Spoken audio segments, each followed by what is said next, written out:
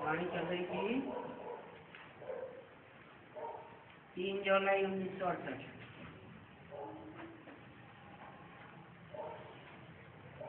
विश्व पेज के मध्य में बात चल रही थी, अलफ मुख्य है और ये अलफ की बात तो जरूर समझानी पड़ती है। यह बात है ये समझाना है कि ये कोई गुरु या गुसाई नहीं है।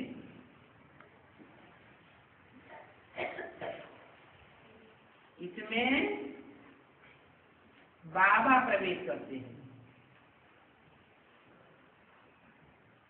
जिन्हें शिव बाबा कहा जाता है।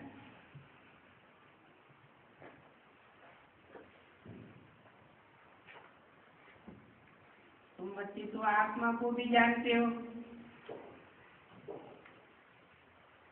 और परम पाठधारी परमात्मा को भी जानते हो,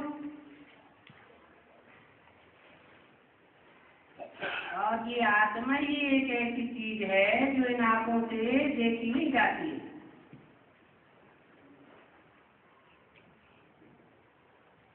तुम आईना उठा करके आत्माओं के बाप को अथवा अपनी आत्मा को देख सकेंगे?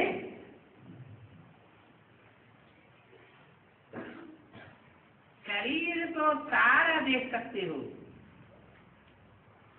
परंतु आत्मा और बाप को नहीं देख सकते हो।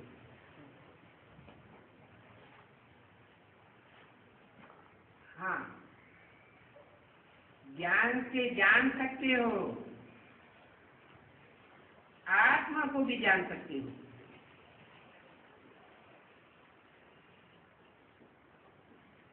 देखने वाली कौन है?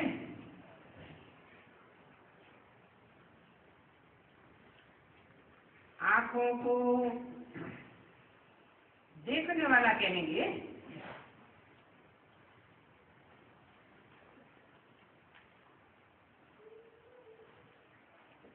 कोई भी इंद्रियां हो, नाक हो, कान हो,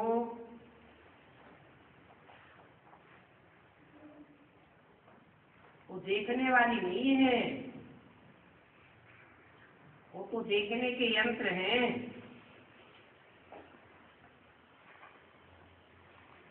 कैसे भी मैं फलाने को देखता हूँ,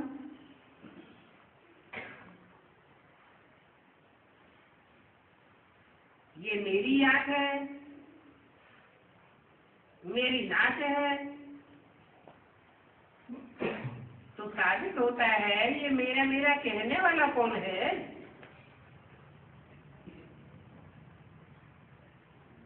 कौन है जो मेरा मेरा कहते हैं? आत्मा है। उस आत्मा को सिर्फ समझा जाता है, देखा नहीं जाता है। बरोबर आत्मा कहती है मेरा शरीर है। फिर कहते हैं हमारे दो बाप हैं,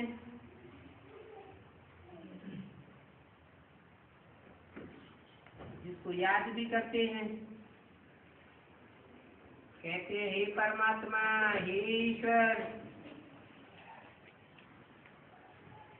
और ये भी ज्ञान मार्ग की बातें हैं, समझने की।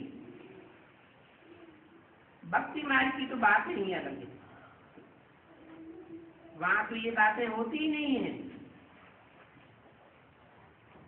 आत्मा को नहीं समझते हैं तो आत्मा तो परमात्मा कह देते हैं।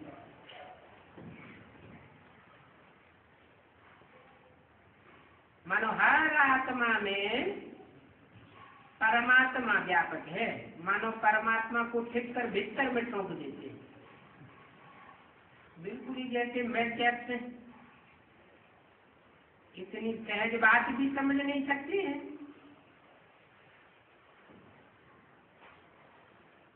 मैं आत्मा हूँ, इस शरीर का मालिक हूँ। मैं आत्मा ने इस शरीर में प्रवेश किया है, और ये आत्मा ही कहती है मैं भृकुटी के बीच में रहता हूँ, जहाँ आत्मा निवास करती है।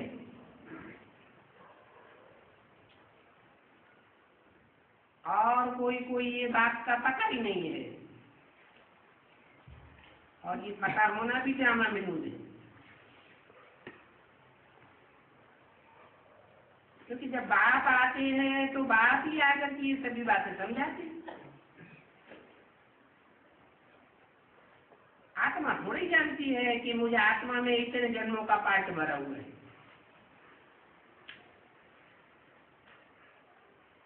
कोई भी आत्मा एक जन्म का पार्ट भी नहीं जानती। और भक्ति मार्ग में तो वो कह देते हैं घट घट में बसता है। शरीर छोड़ते हैं फिर कोई क्या बनते हैं, कोई क्या बनते हैं। 84 लाख योनियों में आत्मा को ले जाते। कितनी अनेक मतें हैं, ये तो समझते हैं। और बच्चे ही समझते हैं कि ऊंचे से ऊंचे भगवान है। उनके लिए ही गायन है, तुम्हारी गतिमति तुम ही जानो।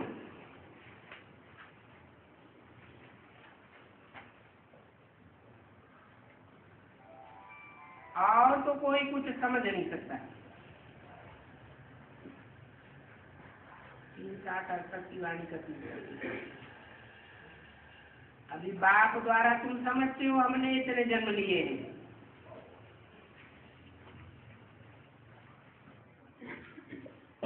वो भी तब समझेंगे जब मीडिया बाप को जानेंगे।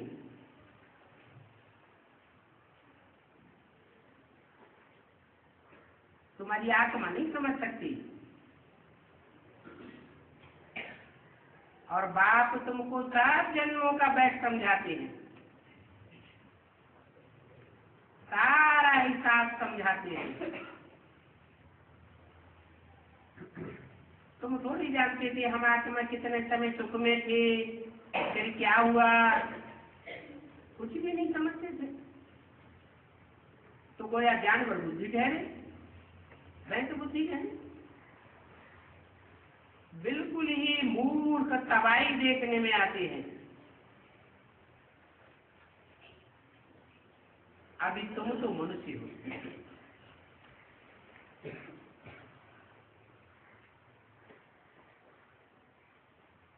और मनुष्य नहीं है क्या?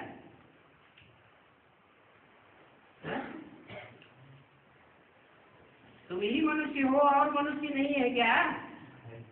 है? वो मनु की औलाद है तो मनुष्य का ही के हुए। तुम्हारे के बीच में मीडिया बन गया मनु ब्रह्मा, तो तुम सभी कुछ जानने वाले हो। और भक्ति मार्ग में कहते भी है मनुष्य जीवन सबसे दुर्लभ है।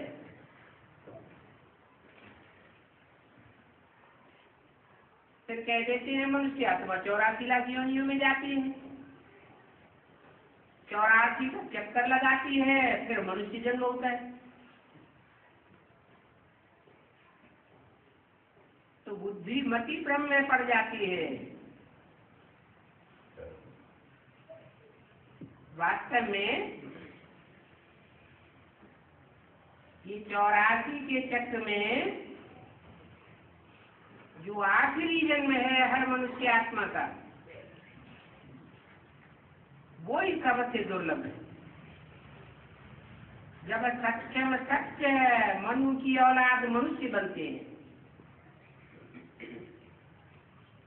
दुर्लभ क्यों कहा? क्योंकि और जन्मों में तो ब्रह्मा होता ही नहीं। इस अंतिम जन्म में ही मनु होता है जिसमें बाप प्रवेश करते हैं।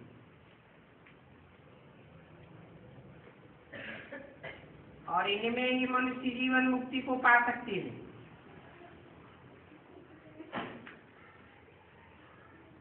ये भी तुम समझते हो कि हमारे 84 जन्म हैं।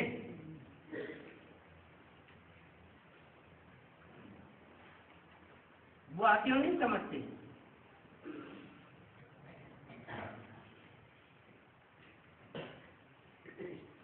तुम्हारे लिए क्यों कहा? क्योंकि बाप जिनके सन्मुख होते हैं वो ही समझदार बनते हैं और अपने 84 जन्मों को जान पाते हैं।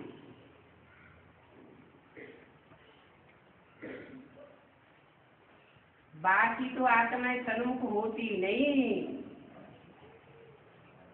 होती भी है तो फिर विमुख हो जाती है। तो अंत तक सन्मुख रहने वाले कितने हुए? हम कौन हैं ये भी कोई मनुष्य नहीं जानते। आत्मा कोई 84 जन्मों का पाठ मिला हुआ है, तो तुम आत्मा कहेंगे कि हम आत्मा एक्टर्स हैं। इस विराट लीला में हमको अनादि पाठ मिला हुआ है।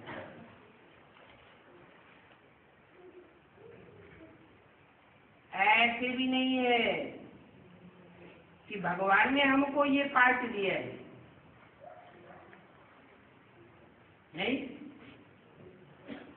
आत्मा में सदा काल का रिकॉर्ड भरा ही रहता है। ये बना बनाया खेल है। इस खेल में सुख का पार्ट भी है और दुख का पार्ट भी है। पार्ट बजाते बजाते जब बहुत दुखी हो जाते हैं तो स्वर्ग को याद करते हैं। कोई मरता है तो भी कहते हैं स्वर्ग पधार।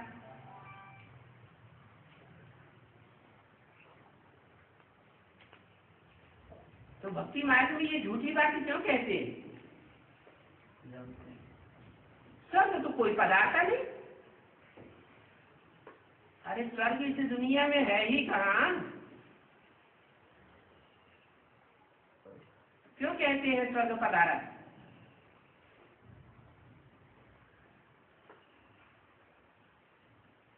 ये संगम युग में आत्मा में रिकॉर्ड भरता है, जबकि आत्मा नरक से स्वर्ग में जाती है। दुख की दुनिया से स्वर्गीय दुनिया का अनुभव करती है। कब जाते हैं? जब देवांग से मरते। तो उसकी यादगार में भक्ति मार्ग में भी कहते रहते हैं कि जो मरता है तो स्वर्ग पधारे। अब वास्तव में विदेशी लोग ऐसे कहेंगे स्वर्ग पधार, नहीं कहते। कौन कहते हैं? भारतवासी बात कहते हैं क्या? मरा तो स्वर्ग पधार। क्यों?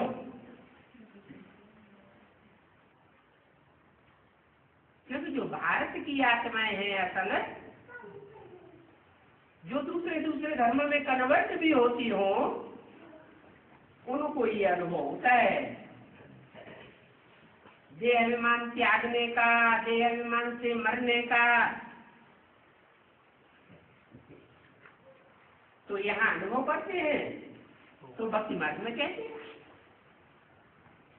सन्यासी भी ऐसे नहीं कहेंगे क्या स्वर्ग पता है। वो क्या कहते हैं? ज्योति ज्योति ज्योति में समाया। अब ज्योति ज्योति में समाया, या तो कहेंगे ब्रह्म में लीन हो गया। एक बात कहना चाहिए ना, क्यों नहीं कहते हैं स्वर्ग पधारा?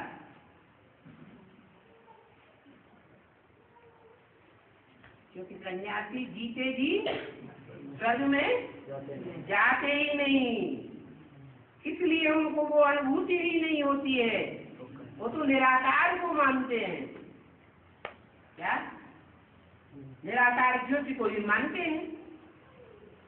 साकार परमात्मा बाप को पहचानते हुए भी नहीं पहचान पाते, मानते नहीं। तो भक्ति मार्ग में भी सन्यासी लोग क्या कहते हैं? ज्योति ज्योति समाया। और सन्यासियों में भी अनेक प्रकार के सन्यासी होते हैं, सफेद कपड़े वाले, लाल कपड़े वाले, नंग धड़ंग, काले कपड़े वाले, कितने प्रकार के सन्यासी होते हैं। जो सफेद कपड़े वाले होते हैं जरूर संगम युग में सफेद कपड़े वाले रहे होंगे। वो कौन सा पुरुषार्थ करते हैं?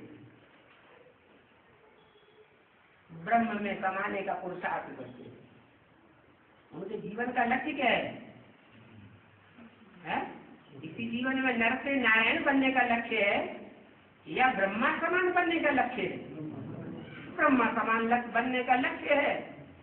तो भक्ति मार्ग में भी उनकी बुद्धि में भरा हुआ है क्या? ब्रह्म लीन स्वामी, ब्रह्मा में लीन होना है। अनेक अनेक मत है। अभी बाप तो तुमको एक ही मत देते हैं क्या?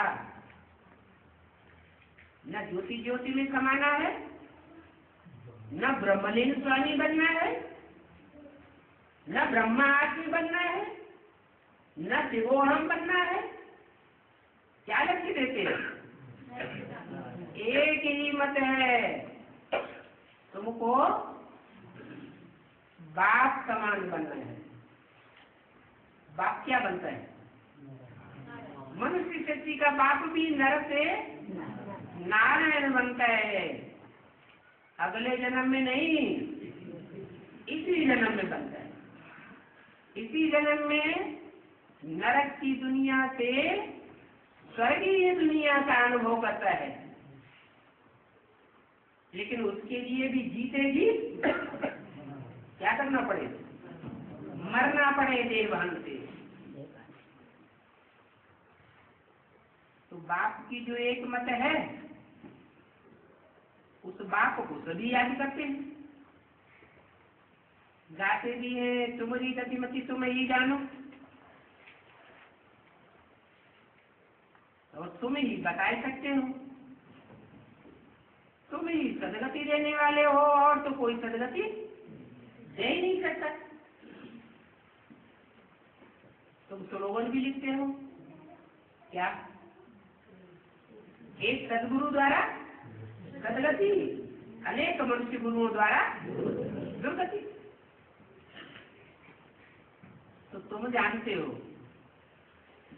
कि तुम्हारी मत से ही सदगति मिलती है। जब तुमको सदगति मिल जाती है, तुम्हारी बुद्धि की सद माने शक्ति, गति माने चाल, तुम्हारी बुद्धि की संकल्पों की जो चाल है, जब श्रीमत के अनुकूल 100% बन जाती है, फिर तुम देवता बन जाते हो। पहले सूक्ष्म में सुधार होगा, पहले स्थूल में सुधार हो जाए। सूक्ष्म में स्वर्ग बनेगा, भावनात्मक स्वर्ग बनेगा, या स्थूल स्वर्ग बन जाएगा? पहले सूक्ष्म में भावनात्मक दुनिया तैयार करते हो, तुम्हारी बुद्धि फिर जाती है, कठोपदान बुद्धि बन जाते हो। मनुष्यों को तो ये पता भी नहीं है कि भगवान आकर के कैसे देवता बनाते हैं।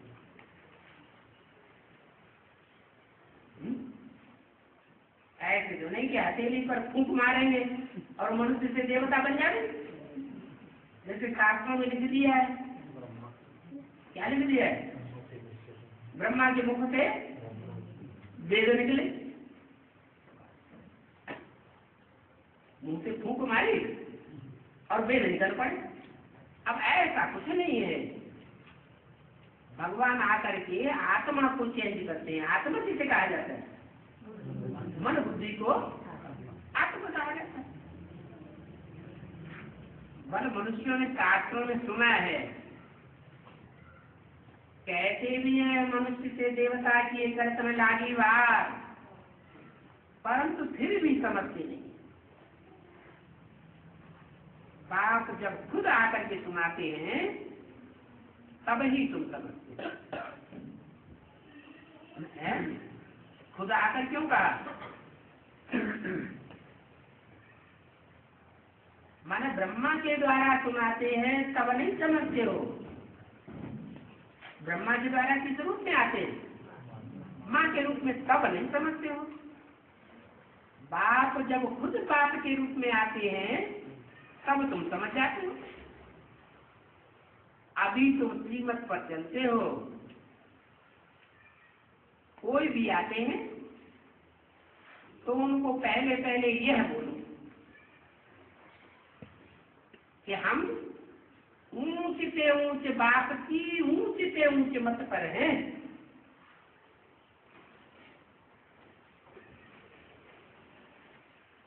क्योंकि दुनिया में बाप तो बहुत गाए हुए हैं। इब्राहिम इस्लामियों का बाप, क्रिश्चियंस का बाप क्राइस्ट, मुस्लिमों का बाप मोहम्मद, सिखों का बाप गुरु नानक। धर्म पिताएं तो गाए हुए हैं ना, परंतु इन सब बापों से भी उनका बाप कौन है ये कोई को पता नहीं है। तो तुमको बताना चाहिए, पता देना चाहिए कि हम ऊंच से ऊंच बाप की मत पर चल रहे हैं और वो ऊंच से ऊंच बाप भगवान है। और जब भगवान है हम ये साबित करते हैं तो जरूर उनकी ऊंच से ऊंच मत है। और जो भी धर्म पिताएं हैं उनको भगवान नहीं कहा जा सकता। क्यों? क्योंकि भगवान को तो सब मनुष्य मानते हैं। कोई धर्म का ऐसा मनुष्य मात्र है जो भगवान को न मानता हो। क्राइस्ट को तो सब मनुष्य नहीं मानते। इब्राहिम बुद्ध क्राइस्ट को तो सब मनुष्य नहीं मानते। तो वो भगवान कैसे हुए? तो हमको तो जो मत देने वाला है वो ऊंच से ऊंच भगवान है। वो बात ही हमको अभी कहते हैं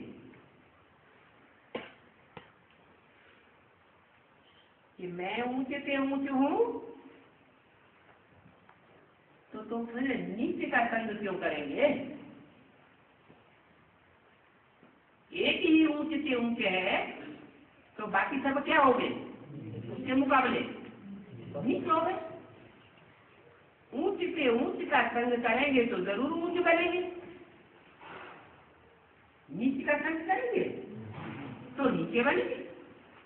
इसलिए कहते हैं कि और संग तोड़ मुझे एक संग जोड़ो। क्या जोड़ो? हा? अरे क्या जोड़ो? बुद्धि का योग। मुझे एक संग जोड़ो। इस एक संग जोड़ने को ही प्राचीन राजयोग कहा गया है।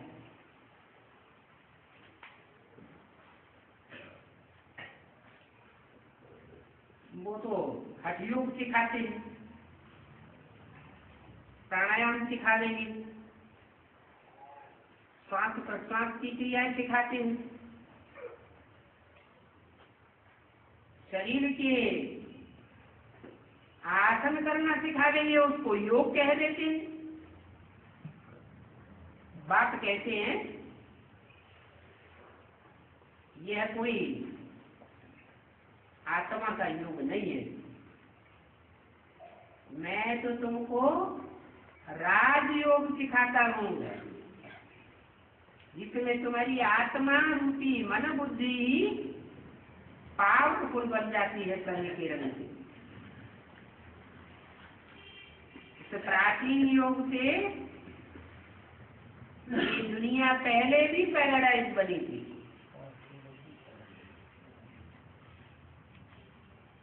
ऐसे बुद्धि योग बनते। बुद्धि इतनी तीखी इतनी और तीव्र और आप विचारी बन चुकी थी कि सारी दुनिया के वाइब्रेशन अपनी विचारी बन गई। नहीं तो कोई बताए कैसे बनी दुनिया, ऐसी दुनिया नरक से स्वर्ग की दुनिया कैसे बनी, वो कोई बताए? बता रहे हैं कि मनुष्य से देवता कैसे बने, कोई बता सके? नहीं बता सकता। बाप बताते हैं कि मैं आकर के जो ज्ञान सुनाता हूँ उस ज्ञान से तुम्हारी आत्मा ही पावन बन जाती है, मन बुद्धि के वाइब्रेशन ही सुधर जाते हैं, और वाइब्रेशन सुधरने से दृष्टि सुधर जाती है, दृष्टि सुधरने से वृत्ति सुधरती है, वृत्ति वाइब्रेशन के परिवर्तन होने से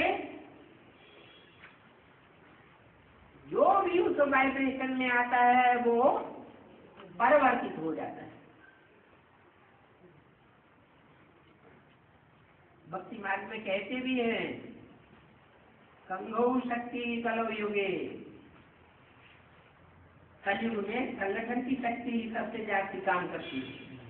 लेकिन ये नहीं जानते कि कौन से संगठन की शक्ति काम करती है। ये बुद्धि योग की बात है।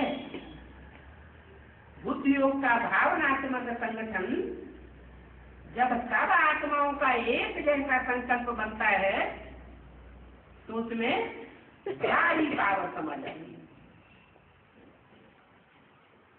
तो तुम जान गए हो कि स्वर्ग कैसे बनता है। इसके लिए पहले पहले किसको जानना जरूरी है? आत्मा तो सब है, सबको जाने। पहले पहले अलग को जानना जरूरी है, जिसको हम फॉलो कर सके, क्योंकि अलग को जानने से तुम सभी कुछ जान जाओगे। उस एक अलग में सारी दुनिया की जानकारी समाई हुई। जैसे वृक्ष का बीज होता है, बीज को देखने से ही सारे वृक्ष का आकार समझ में आ जाता है। बाबा ने बताया है कि मैं बेहद का बाप हूँ, और जो बाप है भले कितने भी महान धर्म टिकाए हुए हों वो सब हद के हैं। क्राइस्ट को आज कहेंगे 150-200 करोड़ मनुष्यों का बाप।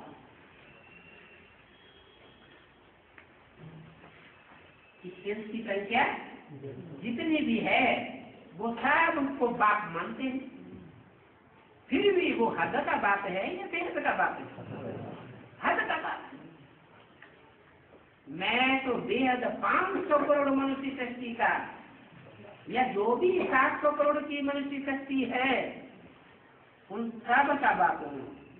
भले आज न मानते हो, लेकिन थोड़े समय में ही ऐसा टाइम आएगा कि नास्तिक से नास्तिक मनुष्य आत्मा होगी, वो भी वो गॉड फादर कह के पुकारेगी और मानेगी। तो मुझे बेहद के बाप का वर्षा क्या होगा? हद के बाप से हद का वर्षा मिलेगा, बेहद के बाप से बेहद का वर्षा मिलेगा। मैं बेहद का बाप हूँ तो बेहद मनुष्य शक्ति का मालिक बनाता हूँ, सारी दुनिया का मालिक बनाता हूँ। तुम्हारे गीत में भी है, बाबा आप जो देते हो दुनिया में कोई नहीं दे सकता। आप ऊंच से ऊंचे हो तो जरूर ऊंच से ऊंचे नई दुनिया का वर्षा देंगे, और नई दुनिया में ऊंचे से ऊंची लक्ष्मी नारायण है। शास्त्रों में भी लिखा हुआ है कि कचुआ आदि में लक्ष्मी नारायण का राज्य था। वैकुंठ में भी कृष्ण को ऊंची से ऊंची कह सकते हैं। राधे को तो नहीं कहेंगे। क्यों? है? राधे को क्यों नहीं कहेंगे? लक्ष्मी नारायण को ऊंचे ऊंचे क्यों कहेंगे? अरे राधे ही तो लक्ष्मी बनती है, फिर राधे को ऊंची ऊंची क्यों नहीं कहेंगे? क्योंकि राधे है चंद्रवंश की, तब राधे कहा जाता है। और फिर जब स्वयंवर हो जाता है तो राधे चंद्रवंशी की रहती है या सूर्यवंशी बन जाती है? सूर्यवंशी की बन जाती है, लक्ष्मी कही जाती है। और लक्ष्मी नारायण का राज्य कहा जाता है या अकेले नारायण का राज्य कहा जाता है? लक्ष्मी नारायण का राज्य है, प्रवृत्ति मार्ग का राज्य है। तो कृष्ण भी ऊंचे से ऊंचे कह सकते हैं, नारायण भी ऊंचे से ऊंचे है, क्योंकि जन्म भी पहले उनका होता है। किनका? नारायण का, अथवा जन्म भी कृष्ण का। राधे का तो पीछे होता है, जन्म माने प्रकटता रूपी जन्म। सबसे जाति बाप से कौन बिछुड़ा है? कौन सी आत्मा है जो सबसे जाति बाप से बिछुड़ी है?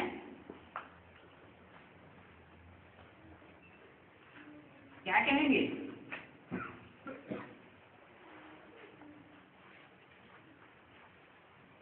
अभी भी शूटिंग पीरियड में तुम्हारा बुद्धि योग बाप के साथ जाति जुड़ा हुआ है या कृष्ण का जाति जुड़ा हुआ है? क्यों?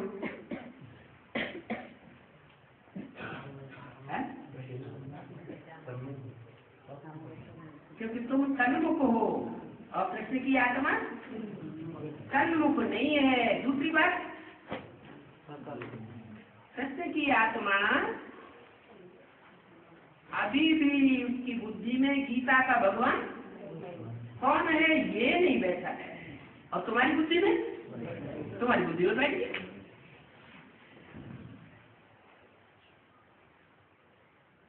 तो कृष्ण बुद्धियोग के हिसाब से कहेंगे कि सबसे जाति कृष्ण बिछुड़ा है। पूरे 84 जन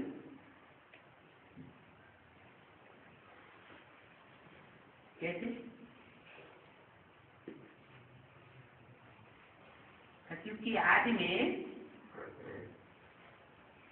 कृष्ण बिछोड़ा का मतलब क्या हुआ?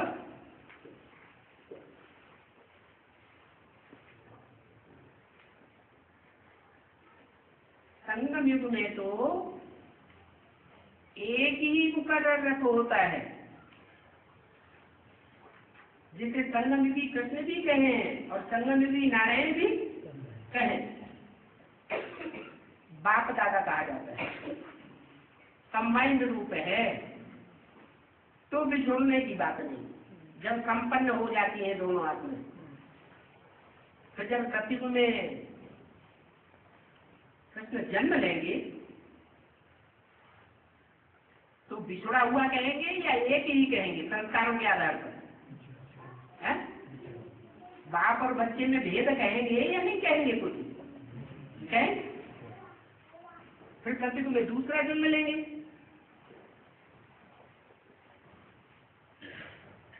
तो जो कृष्ण की आत्मा होगी उसके यहाँ जिन आत्माओं का जन्म होगा वो सूर्यवंशी ही आत्माएं होंगी या और वंश में कन्वर्ट होने वाली आत्माएं आ गई है? और धर्मों में कन्वर्ट होने वाली आत्माएं उसके संसर्ग संपर्क में आ जाएंगी, संबंध में आ जाएंगी। तो बाप से और ज्यादा बिछुड़ गया या कम बिछुड़ा? और जाति बिछुड़ गया। ऐसे ही जन्म बाई जन्म और आत्माओं के स्वभाव संस्कार के संपर्क संकट के रंग में वो आत्मा आती रहती है, हर युग के आदि में और अंत तक। त्रेता में भी अगर कहें तो राम वाली आत्मा का बाप तो बनेगा, लेकिन क्या संस्कारों के आधार पर एक कहेंगे? एक तो नहीं कहेंगे। त्रेता के अंत में भी इब्राहिम को क्या नाम, विक्रमादित्य बच्चा बनता है, राम वाली आत्मा गुरु बनती है या बाप बनती है। तो भी एक कहेंगे या अलग अलग कहेंगे? तो भी स्वभाव संस्कार अलग ही अलग। और द्वापर युग से तो द्वैत बढ़ती कला में चला जाता है, फिर वहां एक होने का तो सवाल ही नहीं। और धर्म की आत्माएं उतरती रहती हैं, और संगम युग में जो विशेष रूप से माता का पाठ बजाने वाली आत्मा है उसको अपने प्रभाव में लेती रहती है। प्रभाव में लेते लेते लेते लेते अंत तक चंद्रवंशियों का क्या हाल हो जाता है। चंद्रमा पूरे ही अंधेरे में आ जाता है।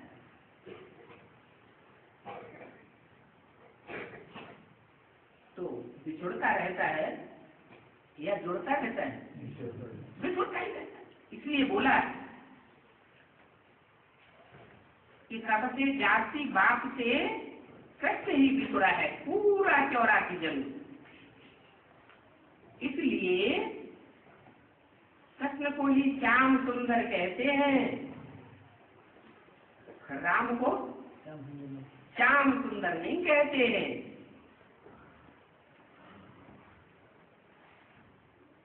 राधे को श्याम सुंदर नहीं कहते, क्योंकि फर्क तो पड़ता है ना। राधे को क्यों नहीं कहते?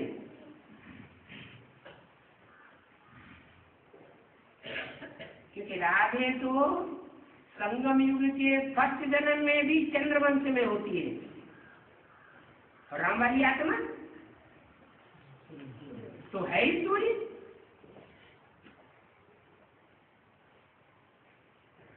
तो फर्क पड़ जाता है। कृष्ण ही सबसे सुंदर के हैं, इसलिए कृष्ण की महिमा जागती है। झूले में भी सिर्फ कृष्ण को ही झुलाते हैं।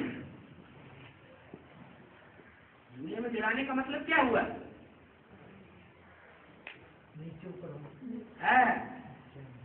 घड़ी में नीचे, घड़ी में ऊपर, घड़ी में दाएं, घड़ी में बाएं। अभी उस आत्मा का क्या हाल है? राम बाप वाली आत्मा के संपर्क में संबंध में आती है तो दूसरा अर्थ बन जाता है, फिर वहां से बिछुड़ती है तो कहाँ प्रवेश करती है जाकर? तो वो ही अधूरे ब्राह्मण में प्रवेश करती जो दूसरे धर्मों में कन्वर्ट होने वाले। तो कृष्ण की आत्मा के लिए गायन है झूला झूलाने का। बाकी ऐसे कहेंगे कि जैसे बाप नंबर 1 वैसे नई दुनिया में कृष्ण भी नंबर 1, क्योंकि बाप का विरुद्ध है, बच्चों को आप समान बनेगा। तो कोई बच्चा तो आप समान बनेगा ना। तो कौन सा बच्चा बाप समान बनता है? वो तो बाप का ही पास है, कृष्ण वाली आत्मा है। तो मीठे मीठे बच्चों को ये भी सभी नारी की बुद्धि में रहनी चाहिए, और ये नारी भी बाप ही देते हैं।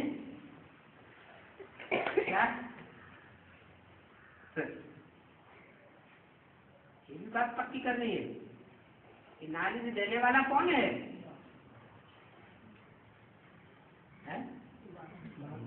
निराकारी, निर्विकारी, निरहंकारी स्टेज में रहने वाला या विकारों में रमण करने वाला? कौन सी आत्मा ज्ञान देने वाली है? जो निराकारी बाप है वो ही बच्चों को ज्ञान देता है, कोई मनुष्य नहीं देता। राम वाली आत्मा को भी क्या कहेंगे? अभी क्या कहेंगे? मनुष्य कहेंगे या भगवान कहेंगे? मनुष्य कहेंगे। हाँ, ये कहेंगे कि मनुष्य में बाप नाली देते हैं। क्या? नाली देने वाला आत्माओं का बाप है जो मनुष्य कन में आकर के देता है। ये भी तुम सुनते रहते हो। तो तुम बच्चे जानते हो यहाँ बाबा बैठा है, तुमको बाप से नजर मिलानी है?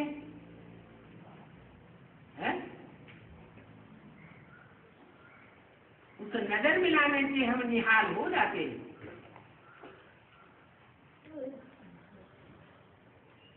क्या कहा? नजर मिलाने से निहाल हो। ये तुम बच्चे सभी कुछ जानते हो। वो जो है और धर्मों में कन्वर्ट होने वाले वो इस राज को नहीं जानते। उनकी बुद्धि में क्या है? क्या है उनकी बुद्धि में? कि कोई भी XYZ से नजर मिलाने से हम निहाल हो जा रहे हैं, परंतु ऐसा तो होता ही नहीं है। कोई तो सभी कुछ जान करके फिर समझ करके भी गिर पड़ते हैं। एडवांस नॉलेज लेते हैं, मान भी लेते हैं कि एक बाप के सिवाय दृष्टि से सृष्टि सुधारने और सुधारने वाला कोई मनुष्य मात्र है ही नहीं, तो भी फिर संग के रंग में आ जाते हैं विधर्मियों विदेशियों की और छोड़ देते हैं, गिर पड़ते हैं। अभी भगवान आर्डिनेंस निकालते हैं। क्या आर्डिनेंस निकालते हैं? तुमको अपनी इंद्रियों को क्या बनाना है? पवित्र बनाना है, अव्यभिचारी बनाना है। इंद्रियों को व्यभिचारी नहीं बनाना है। व्यभिचारी बनाएंगे तो तेजी से अपवित्र होते जाएंगे। अव्यभिचारी बना देंगे तो पवित्र बनते जाएंगे।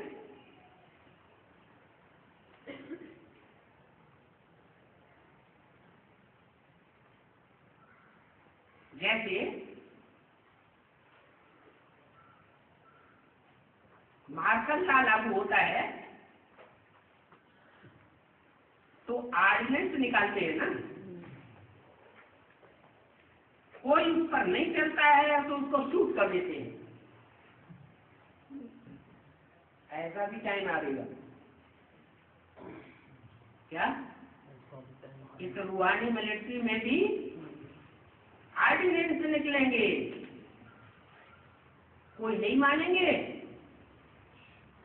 तो क्या कर देंगे? शूट कर देंगे, मार देंगे, गोली मार देंगे। हाँ, क्या ज्ञान की गोली मार देंगे? माने वो आत्मा ज्ञान से टूट पड़ेंगी, बाप से फिर छोड़ जाएंगी। तो बाप भी ऑर्डिनेंस निकालते हैं। रूहानी मिलिट्री का मार्शल कौन है? मुरली में तो शंकर को बताया जरूर है। आज पिता गाया हुआ है। मनुष्य शक्ति के बाप में ही शिव सुप्रीम सोल बैठ करके ऑर्डिनेंस निकालते हैं कि अगर तुम मुझको भूल गए, जो नरक की दुनिया को स्वर्ग बनाने वाला है, उस बाप को अगर भूल गए और भूल करके तुम विकार में गिरे, माने विपरीत, और कार माना कार्य। समय के अनुसार त्रेसठ जन्म की तो बात छोड़ दो, अभी समय के अनुसार टाइम अनेकों के साथ जोड़ने का है या अनेकों के साथ तोड़ने का टाइम है? इंद्रियों का संबंध तोड़ने का टाइम चल रहा है, और तोड़ने के टाइम पर अगर औरों के साथ जोड़ा और जिसके साथ जोड़ना चाहिए उससे तुमने तोड़ा तो माया तुमको शूट कर देगी। क्या शूट कर देगी? माना ज्ञान से टूट पड़ेगी, सारी की कमाई चट हो जाएगी। भगवान ऑर्डिनेंस से निकाले और विकार में गए तो शूट हो जाए। कौन सी बात चल रही थी?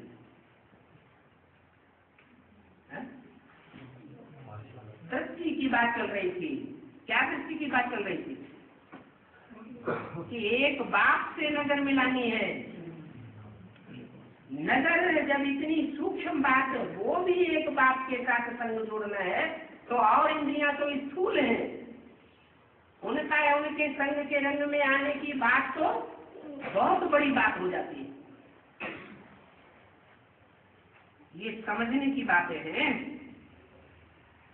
बाप बार बार कहते हैं, बच्चे काम को जीतने से तुम जगत जीत बन जाते। दृष्टि से भी काम बेकार होता है क्या? होता है? नहीं होता?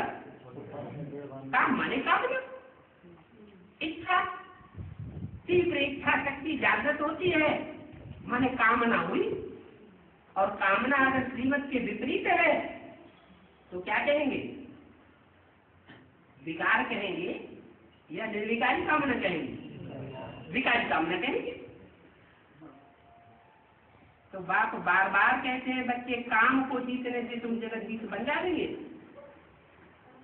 ये विकारी कामनाओं को अब छोड़ दो। कामना भी पैदा होती है ना, ये बार बार देखने को मिले, बार बार इसकी दृष्टि हमारे ऊपर पड़े, हमारी दृष्टि इसके ऊपर पड़े, बार बार नजर खींचती है ना, तो ये भी काम विकार है। सबसे जास्ती गिराने वाला अंग कौन सा है? आंखें। मेरा बन करके फिर अगर विकार में गिरे तो गुरु का निंदक ठौर न पावे, फिर डबल वर्षा नहीं पा सकेंगे। सबकी बात बताइए है? आर्डिनेंस निकालने की बात कही ना, और आर्डिनेंस कब निकाले जाते हैं? जब मार्शल लॉ लागू होता है तो आर्डिनेंस निकाले जाते हैं। उस समय की बात बताई तो अभी तो फ्री है, फ्री तो है, लेकिन अभी अभ्यास बन रहा है इंद्रियों का। लंबे समय का जो पुरुषार्थ है वही अंत समय में काम आवेगा। अगर अभी ऐसा कोई अभ्यास डाल लिया तो अंत समय में वही अभ्यास हमको अड़चन डाल देगा और हमको फाइनल परीक्षा में पास नहीं होने देगा। तो डबल वर्षा पा नहीं सकेंगे, बहुत कड़ी चोट खा लेंगे। फिर उनकी जैसे कि टांग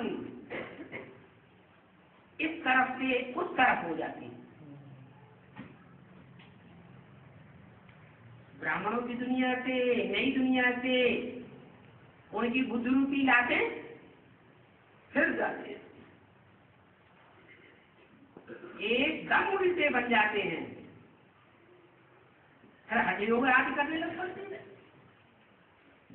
वो भी उल्टे लटकते हैं ना। कौन? जो मनुष्य गुरु योग सिखाते हैं तो उसमें ऊपर को पाँव और नीचे को सर कर देते हैं। ऊपर पाँव का मतलब क्या है? ऊंची स्टेज वालों की तरफ लात मार रहे हैं और जमीन की तरफ बुद्धि जा रही है, वो है उल्टी रकम। माथा नीचे हो जाता है, टांग ऊपर करते हैं, दिखलाई देते हैं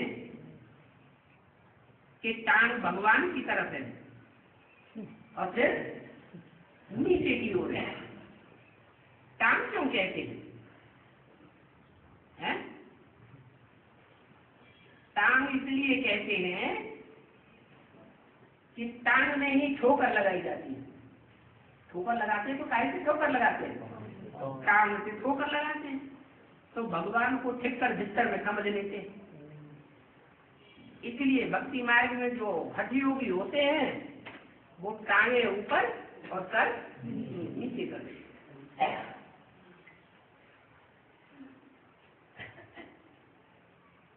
तीन जुलाई 61 की वाणी का 14 पीस। आप बताओ ऊपर कौन रहता है और नीचे पाताल में कौन रहता है?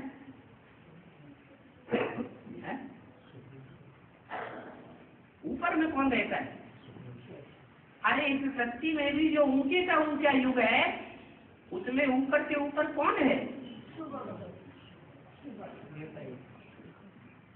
सृष्टि 4 युगों की है और 4 युगों में ऊंचे का ऊंचे युग है संगम युग, और संगम युग में ऊंचे से ऊंचा कौन है? नारायण है। और फिर नीचे उतरो, सत्य की बात त्रेता, त्रेता के बाद द्वापर, द्वापर के बाद कलयुग, और कलयुग के अंत में जो कुर्सियों पर बैठते हैं वो नीच आत्माएं या ऊंची आत्माएं हैं? सब पार्ट बजाने वाले पार्टधारी है या हीरो पार्टधारी? ठीक कर बिस्तर जैसी आत्माएं हैं। तो ये उल्टी प्रैक्टिस हो गई। क्या? सर नीचे करना और पांव ऊपर करना। बहुत हठी योग की मेहनत करते हैं। अभी बाप समझाते हैं, अभी तुम्हारा बुद्धि योग बाप की तरफ होना चाहिए। क्या? बाप की तरफ होना चाहिए। बाप नीचे आया हुआ है या ऊपर है? नीचे। तो नीचे होना चाहिए बुद्धि योग या ऊपर होना चाहिए?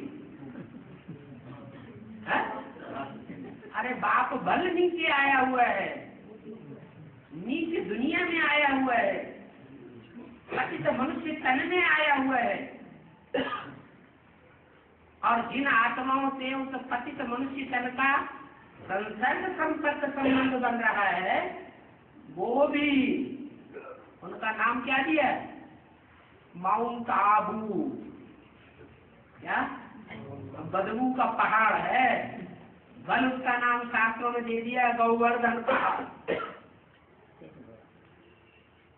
क्या नाम दे दिया? गौवर्धन पहाड़। ऐसी पतित आत्माओं को भी संग के रंग से ऊंचा बनाने वाला है। तो बाप समझाते हैं कि तुम्हारा बुद्धि योग बाप की तरफ होना चाहिए। बाप की तरफ का मतलब है बाप का बुद्धि योग इस कीचड़ की दुनिया में रहते हुए भी कहाँ है? ऊंची स्टेज में है या नीची स्टेज में है? ऊंची स्टेज में है। तो बाप कहते हैं मैं इस तन में आया हुआ हूँ। इस तरह इशारा किया नहीं, ब्रह्मा तन में, वो तो नीचे गया। इस तन में आया हुआ हूँ बाप कहते हैं। कहने वाला कौन है? स्वयं बाप कहते हैं मैं किस तन में आया हुआ हूँ। इस तन की यादगार क्या है? अरे भक्ति मार्ग में कोई यादगार दिखाते हैं? लिंग दिखाते हैं। दुनिया में इतने मंदिर बने हुए हैं जाति से जाति तादाद में। कौन से मंदिर बने? शिव के मंदिर बने हुए, उसमें भी ऊंचे स्थान पर शिव का मंदिर दिखाते हैं। इस बात की यादगार, ऊंची स्टेज की यादगार है, या तो पहाड़ों पर दिखाते हैं, और खास शिव शंकर भोलेनाथ का निवास स्थान कौन सा दिखाते हैं? हिमालय से भी ऊपर कैलाश पर्वत, ऐसे दिखाते हैं ना। कहाँ की यादगार है? बुद्धियोग से ऊपर रहता है, या जब संगम में शक्ति पर आता है तो कैलाश पहाड़ पर बैठता है? बुद्धियोग से ऊंची स्टेज में रहता है। तो तुम्हारा भी बुद्धियोग बाप की तरफ होना चाहिए। बाप कहते हैं मैं स्थल में आता हूँ, फिर चला जाता हूँ, आता हूँ तुम्हारी मदद करने के लिए। ऐसे ही बिंदी आवे और चक्कर लगा के चली जावे तो तुमको मदद मिलेगी? नहीं मिलेगी। ऐसे नहीं कि लोन लिया है तो कोई सारा समय बैठने के लिए बांधा हुआ हूं, नहीं, मैं जहां चाहे वहां जा सकता हूं। इस तन में होते हुए भी मैं कोई बंधन में नहीं हूं। थोड़ा समय आकर बैठते हैं, कहते हैं तो मुझे याद करो, तो मैं ही हूं, सेकंड में आ सकता हूँ। जैसे ही तुम्हें याद करेंगे मैं हाजिर हो जाऊंगी। देर थोड़ी लगती है। आत्मा सभी से बड़ा रॉकेट है। क्या आने जाने के जो भी साधन है उनमें सबसे तीखा कौन है? आत्मा।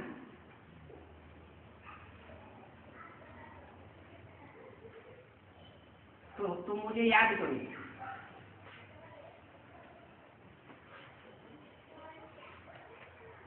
अगर जिस तन में आता हूं वो नहीं है तो ये बाबा भी नहीं समझा सकते।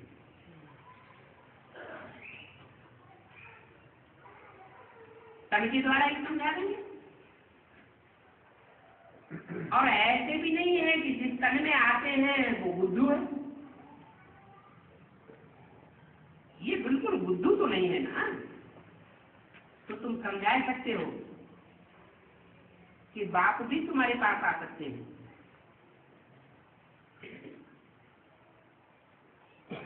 क्या ब्रह्मा जी भी ऐसे कहेंगे कि सब बच्चों के पास आ सकते हैं? नहीं, बाप तुम बच्चों के पास आ सकते हैं, तुम फील भी करते हो। आज बाबा ने हमारे सन्मुख आकर मुरली चलाई, ये भी अनुभव करते हो कि जब तुम सर्विस पर निकलते हो तो भी बाप आकर के तुम्हें मदद करते हो। बोलने की ताकत आ जाती है, दृष्टि लेने की ताकत आ जाती है, दृष्टि में पावर आ जाती है, वाइब्रेशन में पावर आ जाती है। तो बाप बच्चों का इस समय सभी प्रकार के मददगार बनते हैं। सभी याद करते हैं तो क्या बाबा मदद नहीं करेंगे? बाप तो मानते हैं ना। कहते हैं मैं बच्चों में भी आ सकता हूँ। क्या कहा? ऐसे नहीं कि बच्चों में आता नहीं हूँ। अगर आता नहीं हूँ तो रुद्रमाला किसकी यादगार है? रुद्रमाला में जो रुद्र के माथे होते हैं उनमें मुख बने हुए हैं। वो मुख किस बात की यादगार है? मुख लेने की यादगार है। हाँ, उनमें कोई मणका ऐसा है जिसमें सिर्फ बाप ही प्रवेश करता है और आत्मा प्रवेश नहीं करती है। वो एक मुख का मणका होता है, बिरला मान। देखने में आता है। और मन के ऐसे नहीं होते हैं, उनमें दूसरी दूसरी आत्माएं भी प्रवेश करती है। तो मैं बच्चों में आता हूँ, बाकी तो वह सब सूत्र संप्रदाय हैं, उनमें आकर के क्या करूंगा? किसमें? जो रुद्रमाला के मन के नहीं है, मैं उनमें प्रवेश नहीं करता। उन बच्चों में तो ज्ञान की बात ही नहीं। इस बच्चों में तुम में तो ज्ञान है बाप का दिया हुआ, उनमें तो बाप का ज्ञान ही नहीं। बाकी बच्चों में क्यों नहीं आ रही? बच्चों की इज्जत, आबरू सब कुछ रखी है।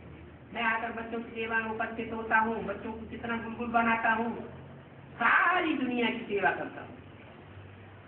बच्चे भी सारी दुनिया की सेवा करते हैं। कल हिसाब किताब चित्तू पर मुक्तिधाम में चले जाते, बाबू का नाम निशान नहीं रहता। तो अभी सीट होम की याद तुम बच्चों को आती है? यहाँ तो बहुत किचड़ा भरा, ये सारी दुनिया विनाश हो जाएगी। और दिन प्रतिदिन तुम इस बात को समझते जाएंगे कि अब दुनिया विनाश के कगार पर खड़ी है, कि विनाश अभी आया कि आया। कितने मनुष्य हैं, कितने धर्म हैं, सचमुच तो एक ही धर्म होता है, तो जरूर चक्कर फिरेगा, तो तुम सचमुच में आ गई। परंतु ये छोटी सी बात भी किसी की बुद्धि में नहीं आती है। तुम समझाते हो तो कहते थे ये तो तुम्हारी कल्पना है, ऐसी दुनिया कभी होती नहीं जहाँ सुख ही सुख हो, दुख हो ही नहीं। अंधे की औलाद अंधे है, क्यों कहा? क्योंकि अंधों को दोपहर को जब सूर्य ऊपर चढ़ जाता है तो भी क्या अंधेरा दिखाई पड़ता है या उजेला? अंधेरा ही दिखाई पड़ता है। और रावण तो बिल्कुल अंधा बनाने वाला है। ये सब है ही रावण संप्रदाय। अभी बाप कहते हैं मैं सभी को पावन बना कर ले जाऊंगा, इसमें संशय की तो कोई बात ही नहीं। बहुत आकर के सुनेंगे, तुम्हारा मंत्र बहुत ताकत वाला हो जाएगा और तुम्हारे मंत्र में ताकत भरी हुई होगी। क्या? कौन सी ताकत?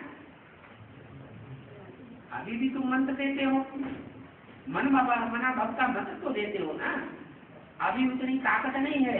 फिर उस समय तुम्हारे मंत्र में बहुत ताकत आ जाएगी। कहाँ से आ जाएगी?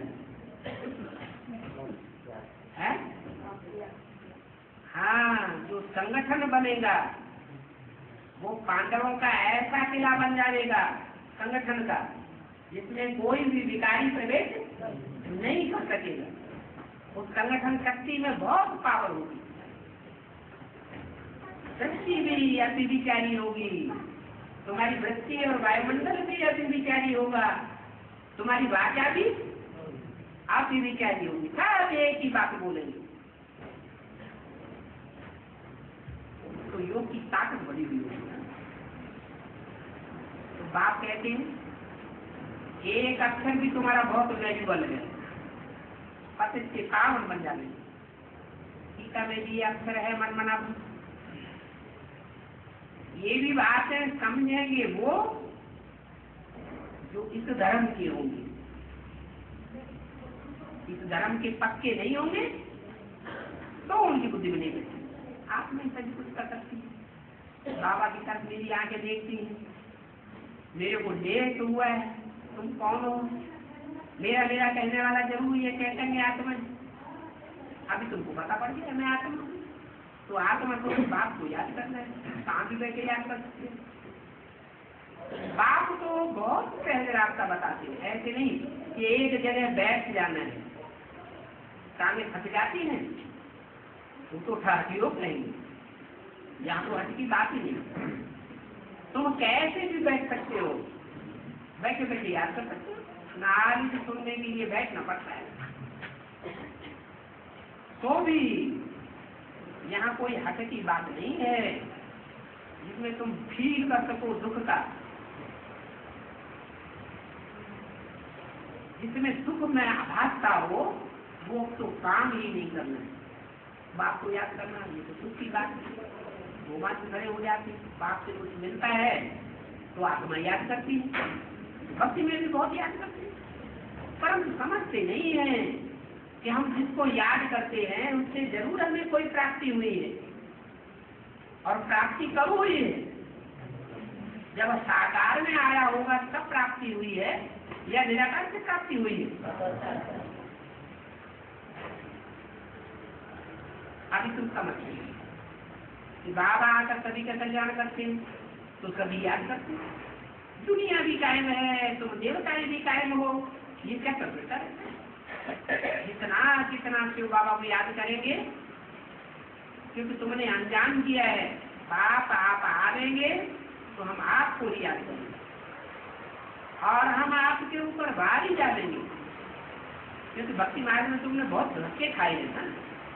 अभी तो तुम धक्के से बच गए थे, यहाँ तो तुम धक्का खाने से कितना बच जाते। तो इस बात को याद करो, मेरे तुमको वर्षा मिलता है, कब याद करते हो? अभी मैं आया हूँ, तुमको विश्व का मालिक बनाता हूँ, परंतु मैं तो विश्व का मालिक है नहीं बनता हूँ। तुम देवताएं भी विश्व के मालिक बनते हो, मनुष्य विश्व का मालिक है, कोई मनुष्य विश्व का मालिक नहीं बन सकते। अरे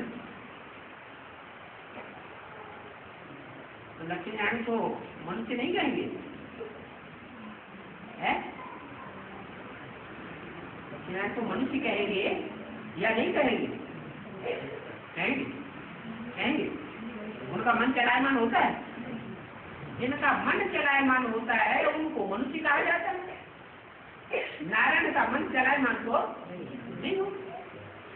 तो कितनी अच्छी अच्छी मीठी मीठी बातें समझाते हैं, मीठे बात, मीठे मीठे बेहद की कहानी सुना, कल कल आकर ये कहानी सुना, ये कैसे कह सकता है? तुम घूमो फिरो कुछ भी करो, बाप की याद में तुम कितना भी पैदल करो तब भी तुमको थकावट नहीं होगी, पता ही नहीं पड़ेगा कि हमने कितना पैदल किया है। अगर बाप की याद में होगी तो बाप की याद में ये देह भूल जाती है, देह थकती है। देह अगर भूली हुई रहे तो आत्मा कभी भी थकेगी नहीं। तुमको ये बैग पड़ा हुआ हो जिससे तुम बहुत सर्विस कर सकते हो, बहुत कुछ समझा सकते हो। अच्छा, बच्चों को गुड मॉर्निंग।